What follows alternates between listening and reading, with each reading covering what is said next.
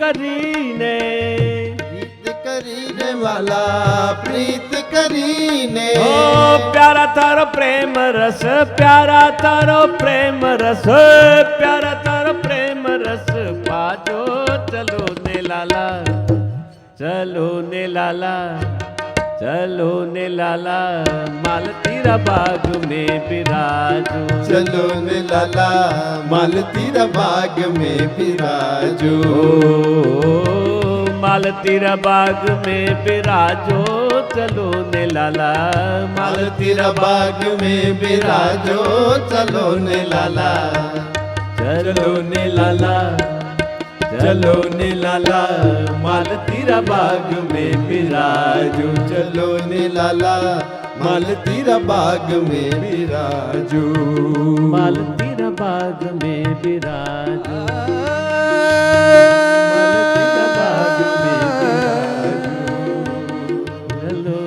माल तेरा बाग में बिराजो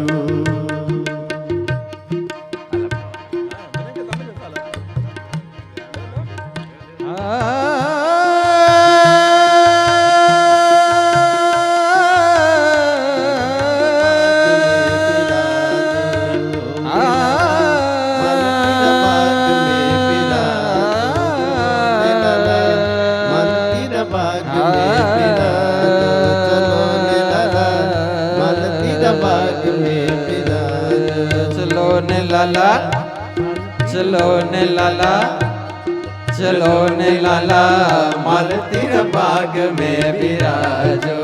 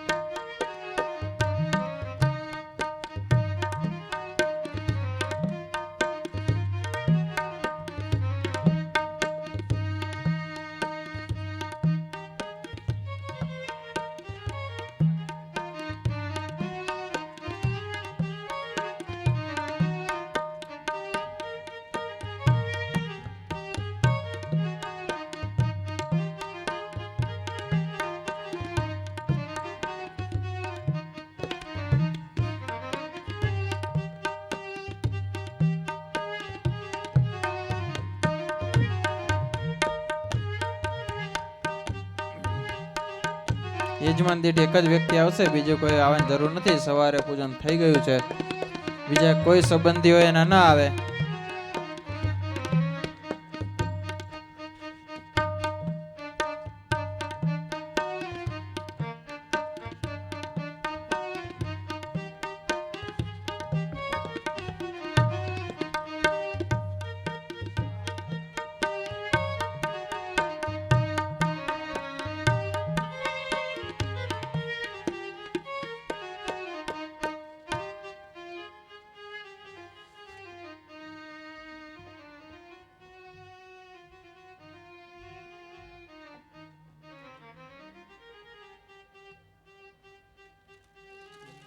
યમ બ્રહ્મેશ્વર દેવરાજ રવયો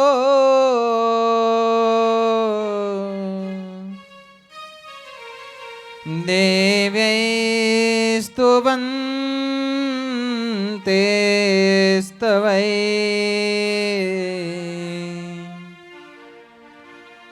યમ વેદૈક્રમત પદૈશ્ચ જટયા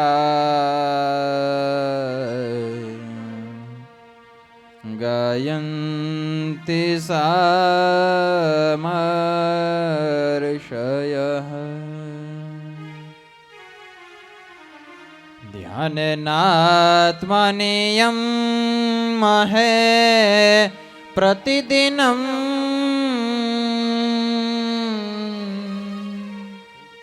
પશ્યતિ યોગેશ્વરા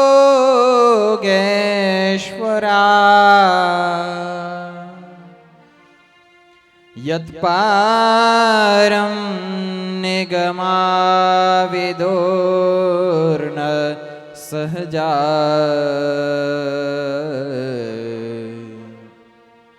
નંદાય તસ્મૈ નમઃ નંદાય તસ્મૈ નમઃ.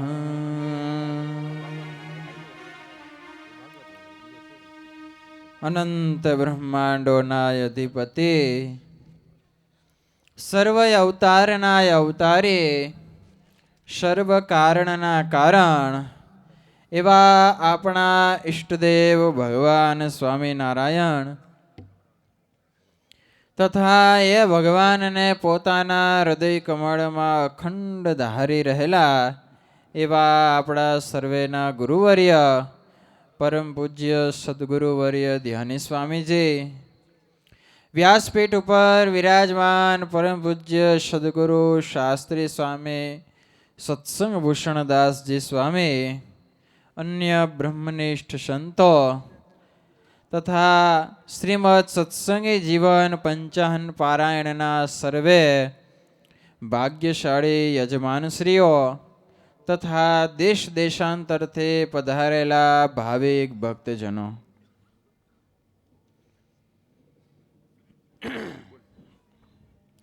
ભગવાન શ્રી હરિ ગઢડા અંત્યના 5ના વચનામૃતમાં વાત કરે છે. જે મદ ભયાત વાતે વાતોયમ સૂર્યસ્તપતે મદ ભયાત વર્ષતેન્દ્ર દહત્યર નિર્ગમૃત્યુશ્ચરતે મદ ભયાત.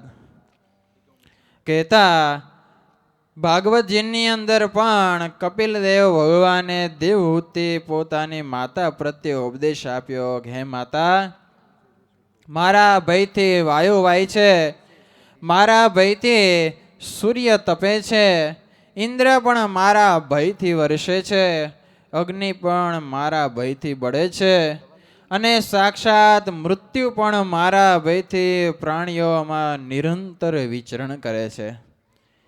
સમુદ્ર પણ જેમ મર્યાદામાં મારી રહે છે અને સૂર્ય ચંદ્ર પણ ઉદય અસ્તપણાને મારા ભયથી જ પામે છે. તો કહેવાનો હેતુ શું છે?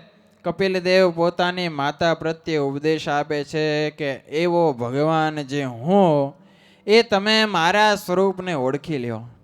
કહેતા આવા સર્વોપરી ભગવાનને જ્યાં સુધી આપણે ઓળખીશું નહીં ત્યાં સુધી એનો જીવો છે એવો મહિમા નહીં જણાય, અને જ્યાં સુધી મહિમા ન જણાય ત્યાં સુધી એની ભક્તિ નહીં થાય. આવા ભગવાનની આજ્ઞામાં રહેનારા મોટા મોટા ઇન્દ્રાદિક દેવતાઓ કે જે સમગ્ર પૃથ્વી ઉપર વરસાદ વરસાવે છે, એક સૂર્યનારાયણ જે આખા બ્રહ્માંડને પ્રકાશ કરનારી જેનામાં શક્તિ છે, એક ચંદ્ર 18,000 ઔષધિ ભારને પોતે પોષણ કરનારો છે, એવા પણ ભગવાનના ભયથી થરથર ધ્રુજે છે. એવા ભગવાનની આજ્ઞામાં જે સમગ્ર રહેનારા એ ભગવાનની આપણને પ્રાપ્તિ થઈ, એમ મહારાજ કહે છે કે જો જ્યારે આવા ભગવાનની પ્રાપ્તિ થાય અને જો એવો મહિમા ન સમજીએ તો મહાત્મ્ય વિનાની ભક્તિ પણ આપણી વ્યર્થ જાય. માટે લોયાના 16ના વચનામૃતમાં પણ મહારાજ બધાને પૂછવા લાગ્યા કે ભગવાનની પ્રાપ્તિ માટે અનંત સાધન છે, પણ એક મોટું સાધન કયું છે કે જે કરવાથી સર્વે દોષ ટળી જાય? ત્યારે ભગવાન પણ પોતે ને પોતે એનો ઉત્તર એમ જ કહે છે કે આવો જો ભગવાનનો મહિમા સમજાઈ જાય કે ભગવાનની આજ્ઞામાં આ બધાય થરથર ધ્રુજત રહી અને પોતે કામ કરે છે, રાત દી એની આજ્ઞામાં નિરંતર વર્તે છે, તો એ ભગવાનની પ્રાપ્તિ આપણને થઈ તો આપણે કેટલા એની આજ્ઞામાં રહીએ છીએ. એનો વૃત્તિ પાછી વાળીને આપણે એનો વિચાર કરવાનો છે કે કયા ભગવાન આપણને મળ્યા છે. મળ્યા તો આપણે બધાય કહીએ છીએ જે ભગવાન મળ્યા, સંત મળ્યા, પણ મળ્યા પછી ઓળખ્યા કે નહીં? જ્યાં સુધી એનો વિચાર નહીં કરીએ ત્યાં સુધી આપણા જીવનમાં ક્યારેય પરિવર્તન નહીં આવે. સ્વામી કહે છે ને, વારંવાર મનુષ્ય તન નાવે. કહેતા આ મનુષ્ય દેહ છે એ વારે વારે નથી મળવાનો, અને મનુષ્ય દેહ મળ્યા પછી જો આવા ભગવાન, આવા સત્સંગ, આવા સંત, એને જો આપણે રૂઢી રીતે એના સ્વરૂપને જો નહીં ઓળખ્યા ત્યાં સુધી આપણામાં કચાશ રહી જશે. માટે જો સર્વે કચાશને ટાળવી હોય તો આવો ભગવાનનો મહિમા સમજવો જોઈએ, અને એ ભગવાનનો મહિમા સમજ્યા પછી એની નિરંતર ધર્મે સહિત ભગવાનની ભક્તિ કરવી જોઈએ. મહારાજ પોતે પણ વચનામૃતમાં કહે છે કે અમે પણ આવા ભગવાન અને આવા ભક્ત સંગાથે જીવને જોડી રાખ્યો છે, અને નિરંતર કથા, વાર્તા, કીર્તન એમાંથી અમે ક્યારેય અમારા મનની તૃપ્તિને કરતા જ નથી. કહેતા મનને તૃપ્તિ અમારે થતી જ નથી. નિરંતર અમને એનું અનુસંધાન રહે છે. ન્યાય આવા ગુરુવર્યરે આપણી ઉપર કૃપા કરીને આવો સરસ મજાનો શ્રીમદ સત્સંગી જીવન પંચાન પારાયણનો આપણા બધાને લાભ મળ્યો છે. તો એવા સર્વોપરી ભગવાનનું સ્વરૂપને જો આપણે આમાં ઓળખી લઈએ, જેવું છે એવું યથાર્થ ઓળખી લઈએ તો આપણું જરૂર કામ થઈ જશે, એમાં કોઈ શંકાને સ્થાન નથી. તો વિશેષ સમય ન લેતા આપણે શાસ્ત્રી સ્વામીજીને વિનંતી કરીએ કે તેઓ પોતાની આગવી શૈલીમાં આપણને કથાનું રસપાન કરાવશે. પણ સવારે શાસ્ત્રી સ્વામીજીએ સરસ મજાનો કથાનું મહાત્મ્ય આપણને સમજાવ્યું, અને એ કથાનો મહિમા તથા હવે આગળ જતા આપણે ભગવાન ઘનશ્યામ મહારાજનો પ્રાગટ્યોત્સવ ઉજવશું.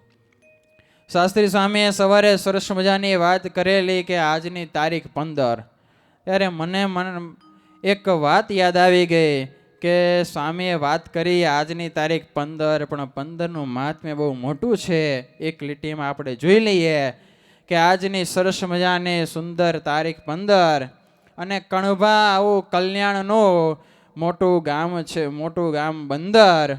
બંદર કેમ? તો કે આવડું મોટું બંદર તો ત્યાં ભગવાન અને સદગુરુ ધ્યાની સ્વામીજીનો નિવાસ છે એની અંદર, એટલે એ છે મોટું બંદર.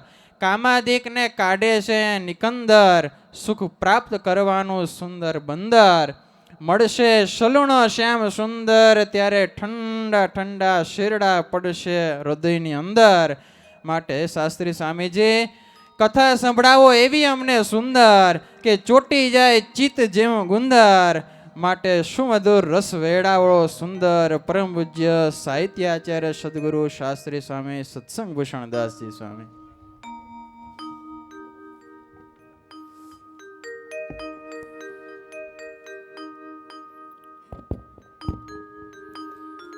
યં શૈવાસમોપાસતે શિવ ઇતિ બ્રહ્મેતિ વેદાંતિનઃ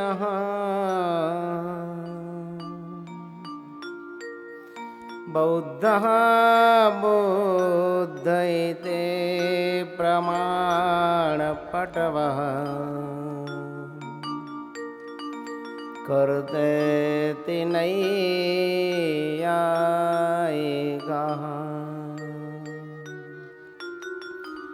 अर्हं नित्यथ जैनशासनरता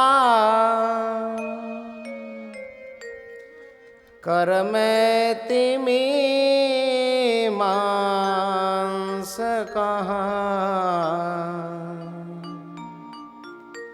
सोऽयं नो विदधातु वाञ्छितफलम्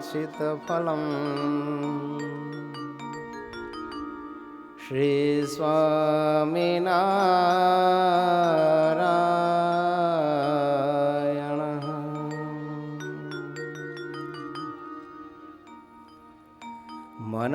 मनस्तत्तूर्णं यः प्रसभमपि कुर्वन् श्रितवसे नरो भात्यज्ञानां दिशतु समते मे हरिरसौ अतिक्षान्त्यादान्त्या मृदुलवचनैच्छादितनिज ध्रुवातर्कैश्वर्याद् विलसितनो नाट्यगुरवे श्रूयतां देवदेवेश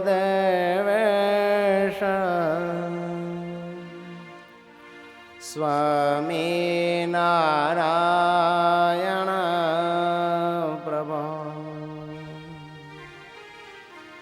त्वदीयेनावधानेन कथयिष्ये शुभाः कथा।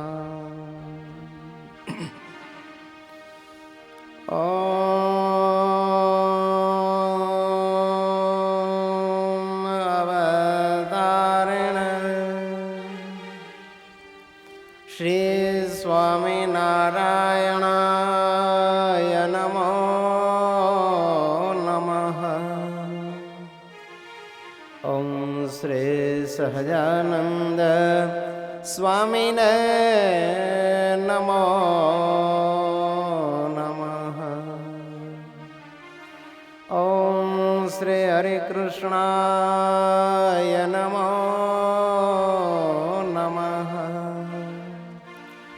ॐ श्री घनश्यामाय नीलकण्ठाय नमो नमः। बोलो श्री स्वामिनारायण भगवान की जय। श्री नर नारायण देव की जय। श्री लक्ष्मी नारायण देव की जय। श्री घनश्याम महाराज की जय। श्री विघ्न विनायक देव की जय। श्री कष्टभंजन देव की जय। नमः पार्वती पते हर हर महादेव हर। श्रीमद् दुर्गपुरे दुर्गे भूपतेरुत्तमस्य च रमणीयेति विस्तीर्णे श्री गोपीनाथ मंदिर। मुक्तानंद स्वामी સત્સંગી જીવનના મહાત્મામાં ભગવાનની આ કથા પ્રથમ ક્યાં ને ક્યારે થઈ એ આપણને સમજાવે છે કે ભગવાન સ્વામિનારાયણ મહાપ્રભુના નિવાસથી ભૂમંડળ ઉપર જે અક્ષરધામની સામ્યતાને પામ્યું છે એવું જ્યાં મહાપ્રભુએ 29 વર્ષ નિવાસ કર્યો છે એવા ગઢપુર ધામને વિશે દાદાના દરબારમાં અતિ વિશાળ ગોપીનાથજી મહારાજના દિવ્ય મંદિરમાં ભગવાન શ્રી હરિ અંતર્ધાન થયા પછી કેટલોક સમય વ્યતીત થતાં એક મહાસભા થઈ હતી. આ સભાની અંદર બંને આચાર્યશ્રીઓ બિરાજમાન થયા છે. મુકુંદાનંદાદિક બ્રહ્મચારીઓ, મયારામ ભટ્ટ આદિ ગૃહસ્થ સત્સંગીઓ, મહામુનિ શતાનંદ સ્વામી જેવા અનેક મહામોટા સંતો આ દિવ્ય સભાની અંદર બિરાજમાન થયા છે. આવી સભામાં શતાનંદ સ્વામીને જોઈને બંને આચાર્યશ્રીએ એમના પ્રત્યે કહ્યું છે કે હે મહામુનિ, આપે જે ભગવાન શ્રી હરિના દિવ્ય ચરિત્રામૃત અને ધર્મોપદેશથી ભરપૂર ગ્રંથનું જે નિર્માણ કર્યું છે, એવા દિવ્ય ગ્રંથ શ્રીમદ સત્સંગી જીવનની કથા અમને સાંભળવાની ઈચ્છા છે. કારણ આ સર્વે જનો મહાપ્રભુના વિરહમાં જુરે છે. જો પ્રભુના દિવ્ય ચરિત્રો એને સાંભળવા મળે ને તો એનું વિરહનું દુઃખ દૂર થાય અને બધા આનંદના મહાસાગરમાં હિલોળા લેતા થાય. શતાનંદ સ્વામી કહે છે કે આપ તો બંને ભગવાનના પુત્ર છો, ભગવાન તુલ્ય છો, આપને વળી આ કથા સાંભળવાનું શું પ્રયોજન છે? ત્યારે કહે છે સ્વામી, ભગવાનની આ દિવ્ય કથાનું શ્રવણ છે ને એ તો સૌથી મોટી ભક્તિ છે. એને આદિ ભક્તિ કહી છે. કથા સુણે તે કહી આદિ ભક્તિ, તેથી વધે છે નવધાની વ્યક્તિ. હતા જનો જે જગમાં કુકર્મી, કથા સુણ્યાથી જ થયા સુધર્મી. શરીરનો મેલ જડેથી જાય, કથા સુણ્યાથી મન શુદ્ધ થાય. હરી કથા જે ન સુણે જે કાન, તેને હરિનું નવ થાય જ્ઞાન. સ્વામીને કહે છે, સ્વામી, શ્રવણ ભક્તિ છે ને એ સૌથી પ્રથમ ભક્તિ શાસ્ત્રમાં કહેલી છે. શ્રવણમ કીર્તનમ વિષ્ણુ જુઓ, શ્લોકમાં પણ એને પ્રથમ સ્થાન આપ્યું છે પ્રહલાદજીએ. એટલે કહે છે એક શ્રવણ ભક્તિ એવી છે કે એક કરવાથી નવધા ભક્તિની વિકતિ એને પ્રાપ્ત થાય છે. ધર્મ, જ્ઞાન, વૈરાગ્ય, સર્વે શુભ ગુણો પણ આમાંથી જ શીખવા મળે છે. જગતની અંદર જેટલા જેટલા ધર્મી, કુકર્મી, પાપી, દુષ્ટો હતા ને, હે મહામુનિ, એ બધા કથા સુણ્યાથી મહાન ધર્મિષ્ઠ પુરુષ બન્યા છે. જેમ જળથી શરીરનો મેલ જાય એમ કથા શ્રવણ કરવાથી મનનો મેલ જાય છે અને શુદ્ધ થાય છે.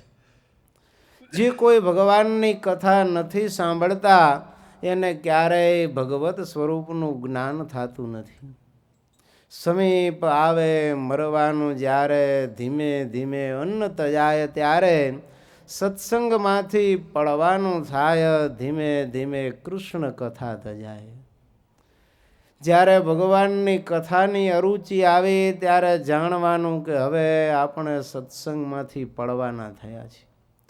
જેમ અન્નની અરુચિ એનો અભાવ આવે એટલે સમજવું કે આને અન્ન છોડ્યું હવે એટલે થોડા દિનો મહેમાન છે. એમ જેને કથા સાંભળવી ન ગમે સમજવું કે હવે આ સત્સંગમાંથી પડવાનો થયો છે. ભગવાને વચનામૃતમાં પણ કહ્યું છે કે જેને કથા વાર્તામાં રુચિ નથી એની કોરની એમ અટકળ કરવી જે એમાં રૂડા ગુણ કોઈ દિવસ આવશે નહીં. માટે આ સત્સંગ રૂપી હવેલીનો મજબૂત પાયો જો કોઈ હોય તો હે સ્વામી એ સત્સંગ છે. માટે આપના મુખ થકી અમારે આ ગ્રંથરાજ શ્રીમદ સત્સંગી જીવનની કથા સાંભળવી છે. આવા મહા મોટા આચાર્યો પણ ભગવદ્ ગુણાનુવાદ અખંડ સાંભળવાની ઈચ્છા રાખે છે. જો કેવા મોટા આચાર્ય હતા, ભગવાન જેવા બધા જ જેમનામાં ગુણો હતા, છતાંય ભગવાનની કથા વગર એમને ગમતું નથી હો. શ્રીજી મહારાજ જેવા ગુણો એમણે પણ જીવનમાં ઉતાર્યા છે. મહારાજને તો વ્યસન હતું, જેમ લોકોને બીડી સિગારેટ ગુટકાના વ્યસન હોય એમ ભગવાનને શેનું વ્યસન હતું? કથા શ્રવણનું. એક પુરાણી તો મહારાજ ભેગા રાખે ને રાખે, કાં પ્રાગજી પુરાણી હોય ને કાં નિત્યાનંદ સ્વામી હોય. ટાઈમ મળ્યો નથી કે કથા ચાલુ કરાવી નથી. જો એટલે આપણે પણ ભગવાનની જેમ શું થવાનું છે? કથા એડિક્ટ થવાનું છે. બીજા વ્યસન છોડી અને કથા શ્રવણનું વ્યસન આપણે હવે એક નવું વ્યસન ન હોય તો કરવાનું છે.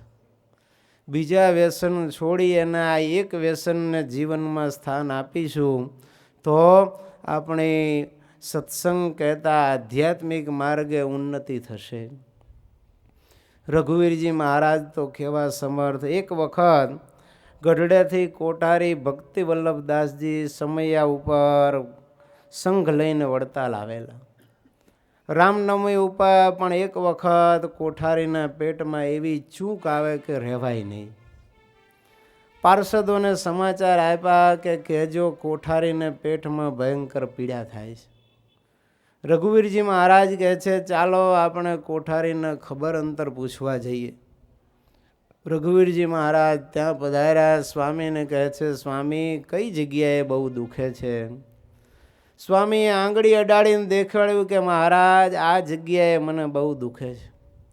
જમણા ચરણનો અંગૂઠો મહારાજ શ્રીએ સ્વામીના પેટ આગળ અડાડ્યો ને તરત જ પેટની પીડા મટી ગઈ અને સ્વામી હતા એવા સ્વસ્થ થઈ ગયા.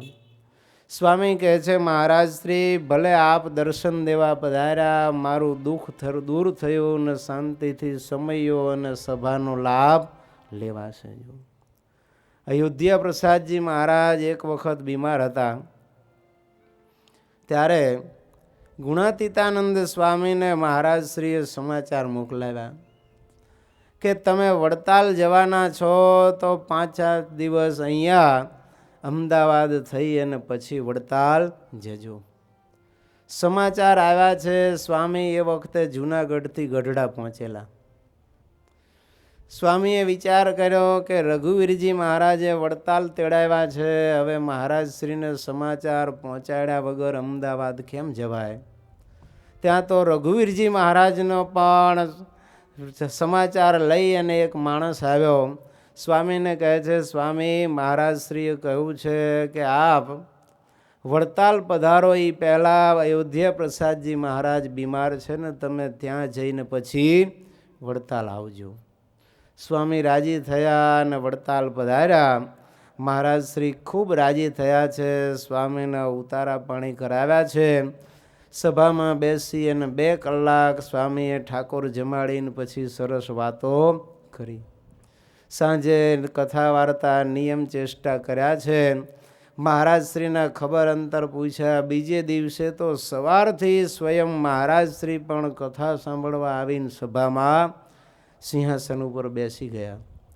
4 દિવસ સુધી સ્વામીએ એવી મહારાજની સર્વોપરીપણાની વાતો કરી. મહારાજ શ્રી ખૂબ રાજી થયા કે સ્વામી તમે ખૂબ સર્વોપરીની વાતો કરી. ત્યારે ગુણાતીતાનંદ સ્વામી કહે છે મહારાજ શ્રી ગુણ ગાઈએ છીએ તો તમારા બાપાના ગાઈએ છીએ. સ્વામી કહે છે જેમ અયોધ્યા પ્રસાદજી મહારાજ તમે કેશવ પ્રસાદજી મહારાજને આ તિજોરીની ચાવીને ખજાનો દેખાડશો એમ મહિમા ગાવાનો ખજાનો મહારાજે અમને આપ્યો છે. એટલે અમે આ ખજાનો પ્રજા સમક્ષ મૂકીએ છીએ. એવી રીતે સ્વામી ત્યાં રોકાણા અને પૂનમ આવતા ત્યાંથી 5મે દિવસે મહારાજ શ્રીની રજા લઈ અને વડતાલ પધાર્યા છે. અને પૂનમ ઉપર ત્યાં પણ ખૂબ ભગવાનની કથા કરી અને ભક્તોને સુખિયા કર્યા છે. તો આમ આવા મહારાજ શ્રી પણ ભગવાનના ગુણાનુવાદ સાંભળતા સંતોષ ન પામતા હો. એમ આપણે પણ કથામાં તો ક્યારેય તૃપ્તિ થવા જ ન દેવી. એક વખત પર્વતભાઈ સમયમલ ઉપર સંઘ લઈને આવ્યા છે ગઢડા. 10 દિવસ રોકાણા પછી મહારાજને કહે છે, મહારાજ તમે સંતોને અમારા ગામ કથા કરવા મોકલો, પણ ગોપાળાનંદ સ્વામીને ખાસ મોકલજો. મહારાજે સ્વામીને બોલાવીને કહ્યું કે સ્વામી, તમારે પર્વતભાઈને ત્યાં કથા વાર્તા કરવા જવાનું છે.